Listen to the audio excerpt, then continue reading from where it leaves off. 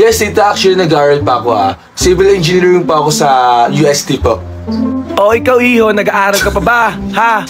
Alam mo, tita, hindi ko kailangan mag-aral, ha? Huwag mo ako inutusan mag-aral, ha? Tsaka yung tawag sa akin, tita, smart street kid, ha? Ang kailangan ko, pera, tsaka diskarte, tsaka tiwala. Tsaka hindi ko kailangan ibigay yung mga tropang nanghihila pababa, no? Actually, tita, yung pangarap ko, magka-business po ako para financially stable po ako.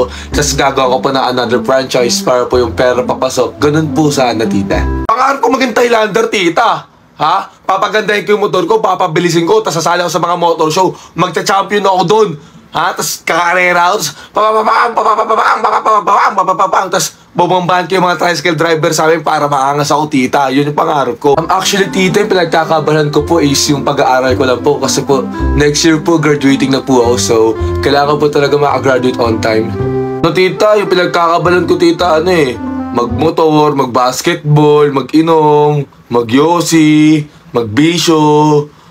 Tapos di na rin ako nakapasok, tita, kasi ang init, tita. Walang electric fan sa room namin.